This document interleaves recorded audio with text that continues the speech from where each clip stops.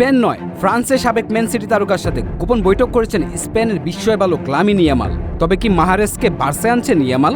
Football বিশ্বে দুই প্রজন্মের দুই তারকার একটি ছোট্ট সাক্ষাৎ এখন আলোচনার কেন্দ্রবিন্দু। সাবেক ম্যান সিটি তারকা রিয়াদ মাহারেজ এবং স্পেনের তরুণ বিস্ময় বালক লামিন ইয়ামালকে একসঙ্গে দেখা গেছে ফ্রান্সের সেন্ট ট্রোপেজ শহরে।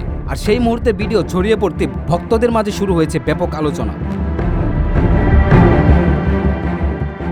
বিশ্বকাপ জয়ের আনন্দ নিয়ে ছুটি কাটাতে গিয়েছিলেন লামিন ইয়ামাল। মাত্র ১৯ বছর বয়সে তিনি স্পেনকে ২০২৬ সালে বিশ্বকাপ জিতে ইতিহাস গড়েছেন। অন্যদিকে রিয়াদ মাহারেজও রয়েছেন ছুটিতে। সৌদি আরবের ক্লাব আল আহালির হয়ে দারুণ পারফরমেন্স করেছেন মাহারেজ। টানা ২ মৌসুমে দলকে এশিয়ার সবচেয়ে বড় মর্যাদাপূর্ণ ক্লাব প্রতিযোগিতার শিরোপা জিতিয়েছেন। এখন নতুন মৌসুম শুরুর আগে তার পরবর্তী গন্তব্য কোথায় হবে সেটি জানতে অপেক্ষা করছেন ফুটবল প্রেমীরা। সামাজিক যোগাযোগ মাধ্যমে ছড়িয়ে পড়া সেই ভিডিওতে দেখা যায় একটি রেস্তোরাঁয় বসেছিলেন মাহারেজ। ঠিক সেই সময় সেখানে পৌঁছান লামিন ইয়ামাল।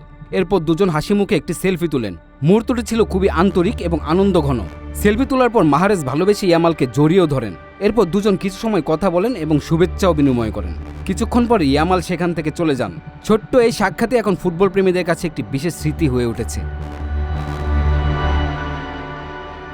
এবং প্রশ্ন জেগেছে, তবে কি রিয়াদ মাহারেজকে বার্সায় আনছেন লামিন ইয়ামাল? তবে এই প্রশ্নের উত্তর জানা যায়নি। বর্তমান সময়ে সফল এক তারকা এবং ভবিষ্যতের অন্যতম তারকার এই মিলন অনেকের মন জয় করেছে। সামাজিক যোগাযোগ মাধ্যমে ভক্তরা বলছেন এমন মুহূর্তই ফুটবলের সৌন্দর্য আরও বাড়িয়ে দেয়।